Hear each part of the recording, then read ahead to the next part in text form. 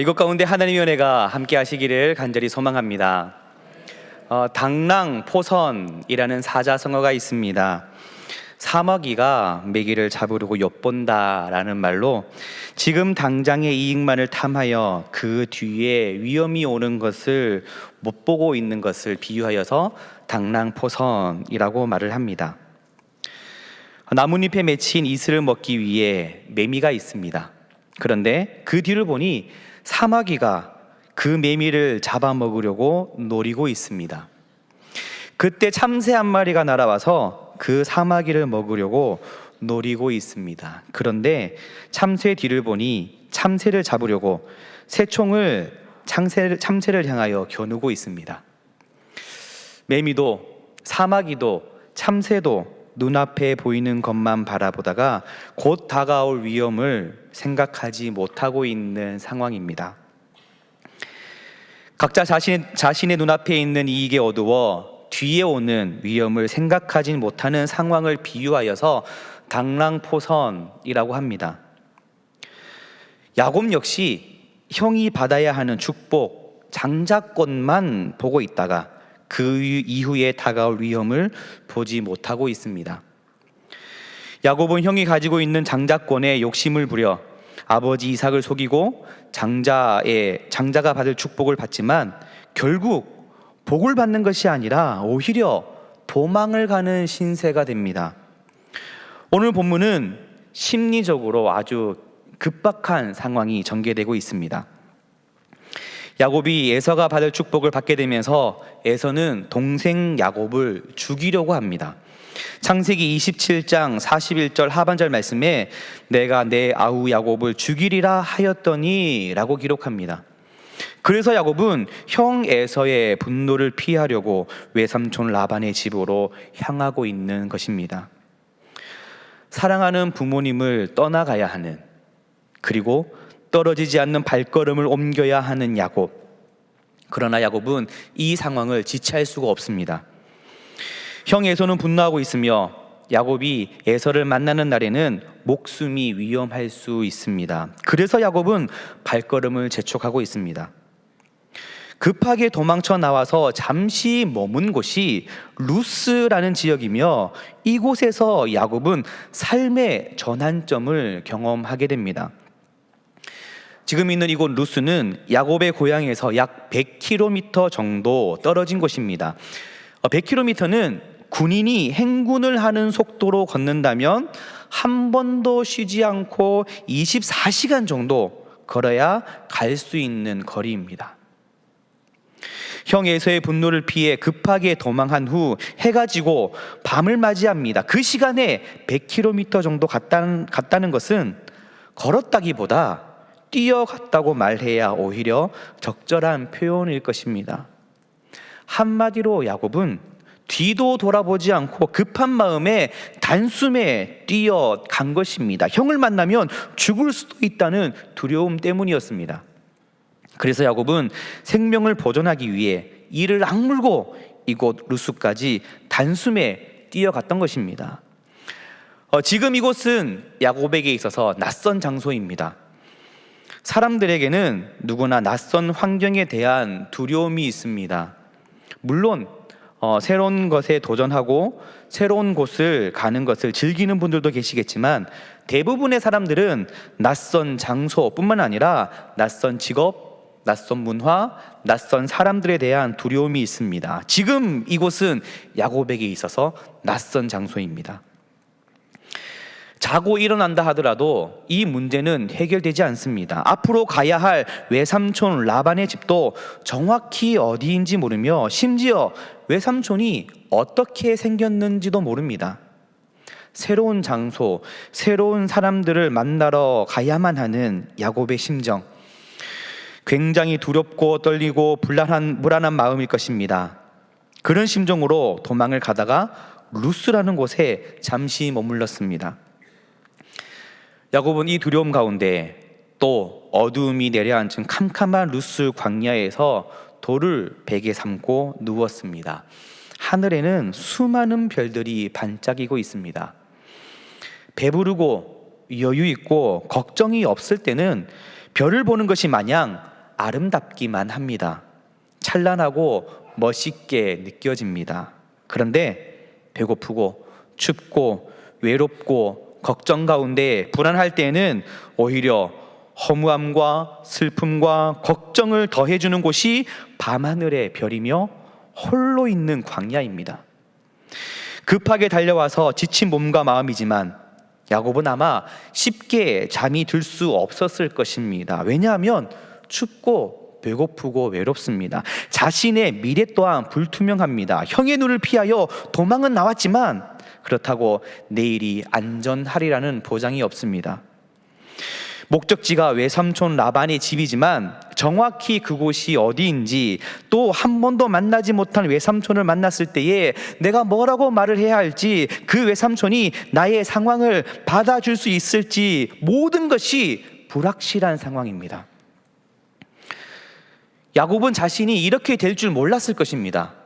지금까지 야곱은 장자가 아닌 차자라는 것에 대한 열등감이 있었습니다. 욕심이 있었고 탐욕으로 가득 차 있었습니다. 그래서 팥죽 한 그릇에 그렇게 갖고 싶었던 장자권을 사게 됩니다.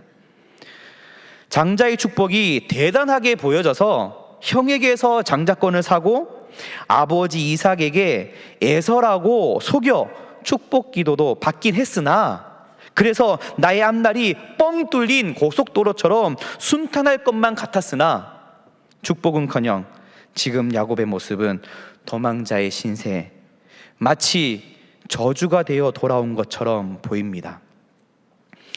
그러다 잠시 잠에 들었는데 꿈에 하나님이 야곱을 찾아오십니다. 본문 12절 말씀입니다. 꿈에 본즉 사닥다리가 땅 위에 서 있는데 그 꼭대기가 하늘에 닿았고, 또 본즉 하나님의 사자들이 그 위에서 오르락 내리락 하고. 아멘. 사닥다리가 땅 위에 서 있고 그 꼭대기가 하늘을 닿아 있습니다. 그리고 하나님의 사자들이 그 사다리를 타고 오르락 내리락 하고 있습니다. 그리고 하나님은 야곱에게 말씀하십니다. 13절 14절 말씀입니다. 나는 여호와니 너희의 조부 아브라함의 하나님이요 이삭의 하나님이라. 내가 누워있는 땅을 내가 너와 내 자손에게 주리니 내 자손이 땅의 티끌같이 되어 내가 서쪽과 동쪽과 북쪽과 남쪽으로 퍼져나갈지며 땅의 모든 족속이 너와 내 자손으로 말미암아 복을 받으리라. 아멘. 하나님은 이 밤에 도망자 야곱의 꿈에 나타나셔서 야곱에게 복을 약속하십니다. 그런데 지금 야곱은 도망을 가고 있는 중입니다. 욕심과 탐욕을 채우기 위해 형에게서 장자권을 빼앗고 아버지 이삭에게 에서라고 속이고 장자가 받아야 하는 축복을 받았습니다. 죽음이 두려워 형을 피하여 탈출하고 있는 중입니다. 그런데 하나님이 이런 야곱에게 꿈에 나타나셔서 축복의 말씀을 하고 계시는 상황이라는 것입니다. 야곱은 지금 의로운 행동을 한 것이 아닙니다. 잘못된 방법으로 아버지와 형을 속이고 도망가고 있습니다. 이런 상황 같으면 어떻게 하시겠습니까? 여러분의 자녀가 부모를 속이고 형제들을 속이고 있습니다. 어떻게 하시겠습니까? 어떻게 하는 것이 맞는 행동일까요? 내 이놈! 하고 따끔하게 혼을 내야 합니다. 그러나 하나님은 야곱에게 복을 약속하십니다. 하나님께서 인간을 다루시는 방법은 다양한 것 같습니다. 때로는 그 죄에 대한 심판을 하심으로 죄를 뉘우치고 돌아오게 하실 때도 있고, 때로는 죄를 지었으나 심판 대신에 사랑으로 품으시고 회개하도록 하여 복을 주시는 경우도 있습니다. 3번이나 예수님을 부인한 베드로에게도 주님은 그 잘못을 지적하지 않으시고 네가 나를 사랑하느냐 라고 물으셨습니다. 그리고 내 양을 너에게 맡기겠다 사명을 주셨습니다. 하나님의 선지자 엘리야의 상황은 어떻습니까? 아합의 아내 이세벨을 두려워하여서 도망을 간 엘리야에게 하나님은 로뎀나무 그늘을 준비하셔서 쉬게 하시고 먹을 것을 주시며 새 힘과 사명을 허락하셨습니다. 야곱은 자신이 지금 정당하지 못하다는 것을 알고 있었을 것입니다. 그래서 꿈에서 하나님을 만났을 때에 미래에 대한 두려움보다 더 큰 두려움을 느꼈을 것입니다. 그런데 하나님은 야곱에게 책망 대신에 복을 약속하십니다. 사랑하는 자녀에게 회개할 수 있도록 기회를 주시고 복을 약속하시는 하나님의 모습을 발견하게 됩니다. 이 복을 이루시기 위해서 하나님은 세 가지를 약속하십니다. 본문 15절에 이 세 가지 약속을 하시는데, 본문 15절입니다. 내가 너와 함께 있어 내가 어디로 가든지 너를 지키며 너를 이끌어 이 땅으로 돌아오게 할지라. 내가 내게 허락한 것을 다 이루기까지 너를 떠나지 아니하리라 하신지라. 아멘. 하나님의 약속 세 가지를 함께 살펴보며 오늘 나에게 동일하게 약속하시는 하나님의 약속을 경험하는 귀한 시간 되시기를 간절히 소망합니다. 첫 번째, 내가 너와 함께 하겠다 약속하시는 하나님의 약속입니다. 하나님의 이 약속은 하나님의 동행, 즉 임마누엘의 약속입니다. 지금까지 야곱은 자신의 하나님을 만나지 못했습니다. 야곱이 이해하는 하나님은 아버지 이삭의 하나님이었고 할아버지 아브라함의 하나님이었습니다. 가정에서는 늘 형 에서의 그늘에 가려져 있었습니다. 그런 야곱이 이제 하나님을 나의 하나님으로 고백하는 순간입니다. 본문 16절에 여호와께서 과연 여기 계시거늘 내가 알지 못하였도다 라고 고백합니다. 지금 야곱은 두렵고 불안하고 아무도 없는 낯선 광야에서 하나님을 만납니다. 그리고 내가 너와 함께 하겠다 약속하시는 하나님의 음성을 듣습니다. 그리고 고백하는 것이 하나님이 나와 늘 언제나 함께 하셨지만 지금까지 내가 이것을 몰랐구나 고백하는 것이죠. 사랑하는 성도 여러분, 하나님이 누구와 함께 하실까요? 신앙이 좋은 사람, 교회에서 인정받는 사람과 함께 하실까요? 오랫동안 신앙생활을 한 사람, 말씀 가운데 살아가려고 노력하는 사람과 함께 하실까요? 하나님은 여러분들과 언제나 늘 함께 하십니다. 내가 어떤 사람인지, 내가 무슨 생각을 하고 어떤 생활을 하는가와 상관없이 하나님은 늘 항상 함께 하시고 지금도 이곳에 함께 하십니다. 야곱의 지금 영적인 상태는 아주 연약한 상태입니다.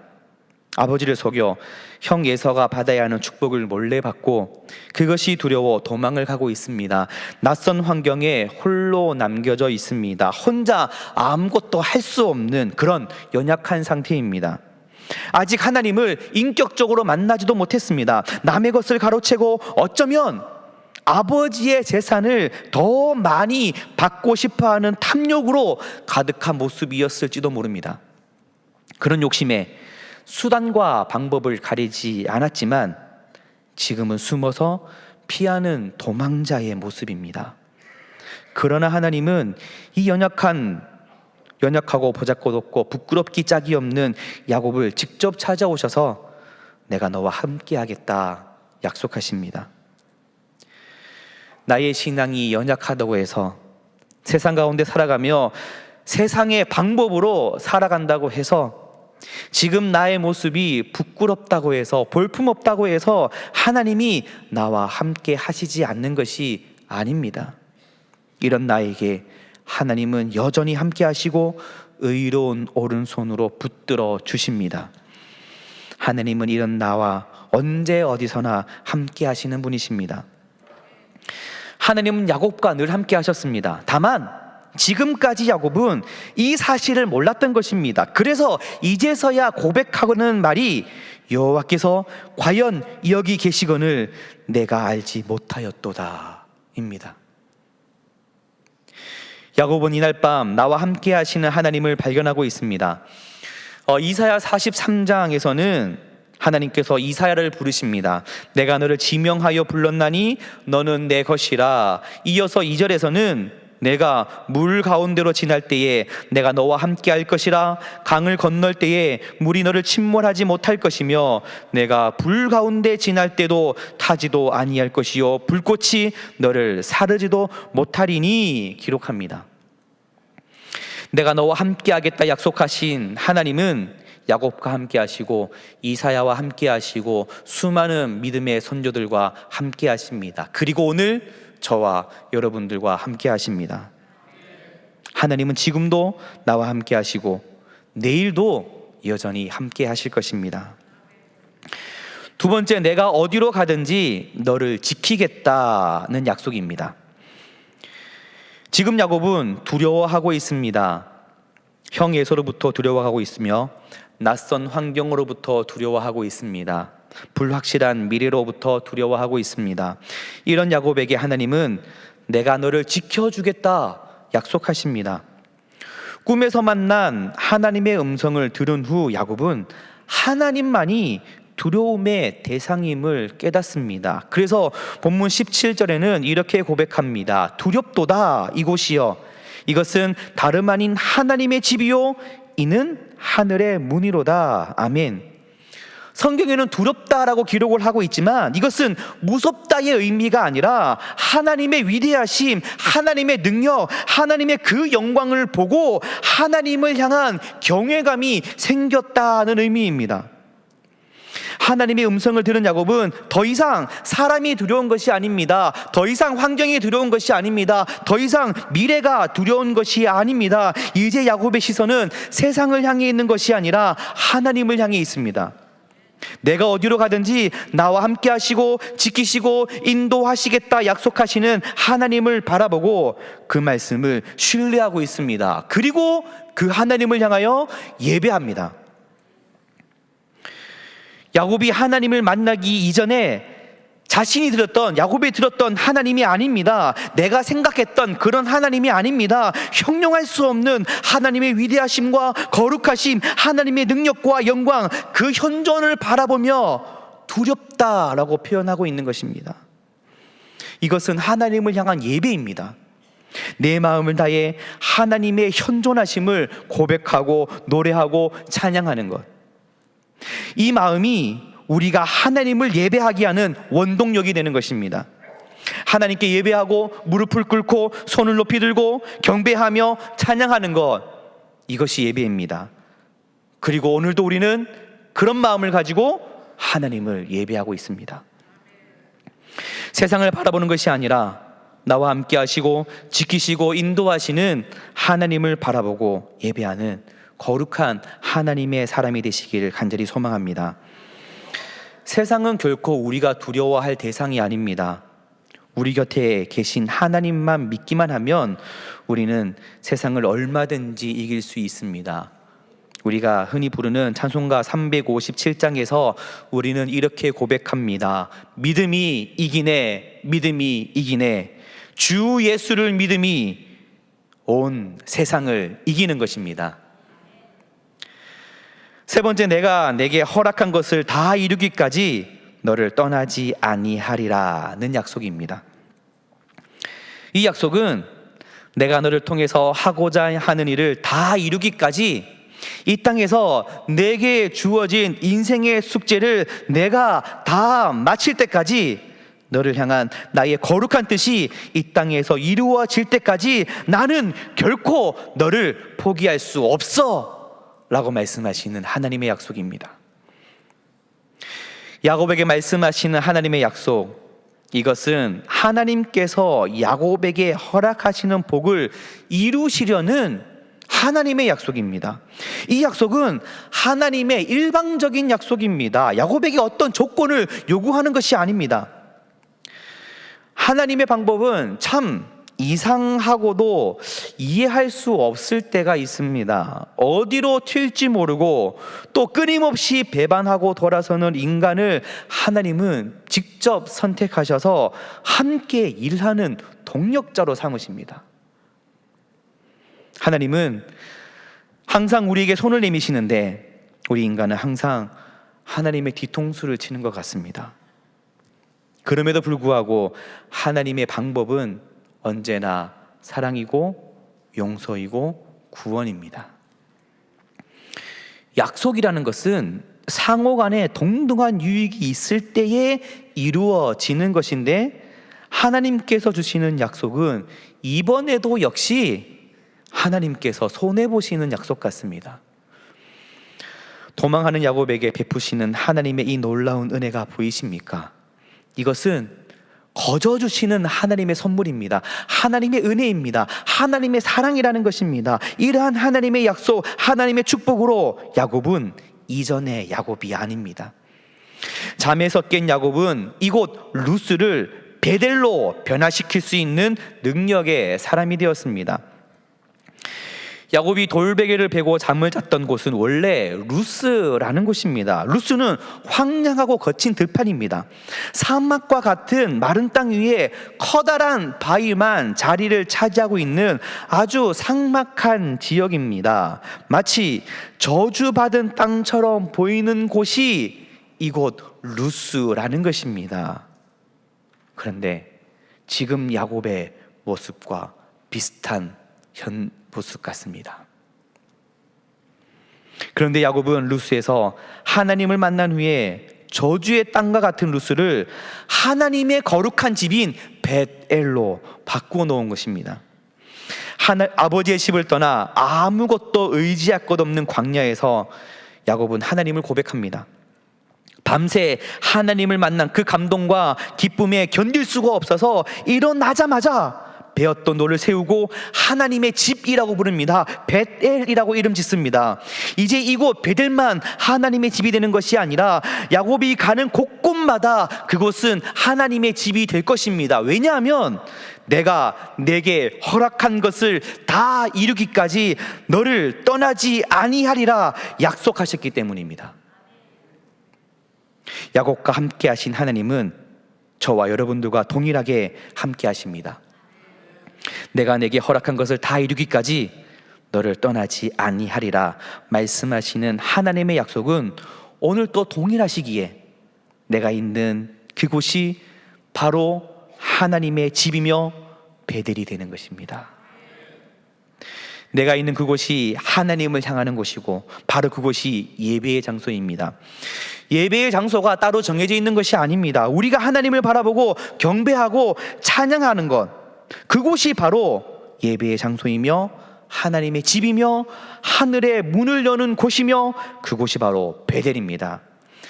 사랑하는 성도 여러분, 하나님의 복으로, 하나님의 약속으로 하나님의 사랑을 체험한 사람들은 더 이상 두려움 가운데 살아가지 않습니다. 시선을 세상에 빼앗기지 않습니다. 죄 가운데 살아가지 않습니다. 오히려 저주받은 것처럼 보이는 루스 땅을 하나님의 집 벳엘로 바꾸는 사람입니다. 혹시 광야에 홀로 남겨진 것 같은 외로움과 고통과 아픔 중에 계십니까? 지금이 바로 하나님을 나의 하나님으로 고백할 수 있는 기회입니다. 늘 함께 하셨지만 미처 깨닫지 못했던 여기 계신 나와 함께 하시는, 나와 동행하시는 하나님으로 고백할 수 있는 절호의 기회입니다. 하나님의 약속, 하나님의 말씀은 어제도 오늘도 내일도 언제나 우리에게 동일하게 말씀하십니다. 내가 속해 있는 환경과 가정, 직장과 사업장, 내가 속해 있는 공동체가 오히려 나를 힘들게 하는 곳인가요? 그곳이 루스처럼 보이시나요? 이제 그곳은 루스가 아니라 베델입니다. 야곱이 베델에서 하나님을 만나 하나님의 사람으로 세워졌던 것처럼 나의 삶의 현장에서의 베델에서 하나님을 만나 거룩하게 세워져가는 저와 여러분들의 삶이 되시기를 간절히 소망합니다. 기도하시겠습니다. 사랑과 은혜가 풍성하신 하나님, 감사합니다. 오늘도 우리를 하나님 전에 불러주시고 하나님께 예배하는 사람으로 세워주심을 감사합니다. 비록 우리가 살아가는 이 땅의 모습이 힘들고 어렵고 때로는 루스처럼 보이는 적막한 모습이라 하더라도 나와 함께 하겠다, 나를 지켜주겠다, 끝까지 나와 동행하겠다 약속하시는 하나님의 그 약속을 믿고 나아가는 거룩한 하나님의 백성 될 수 있도록 주님 인도하여 주옵소서. 그래서 이 땅을 살아갈 때에 힘들어 쓰러지는 것이 아니라 승리의 나팔을 불며 승리의 노래를 부르며 예배하는 거룩한 예배자로 세워져 갈 수 있도록 주님 인도하여 주옵소서. 감사드리며 예수님의 이름으로 기도드립니다. 아멘.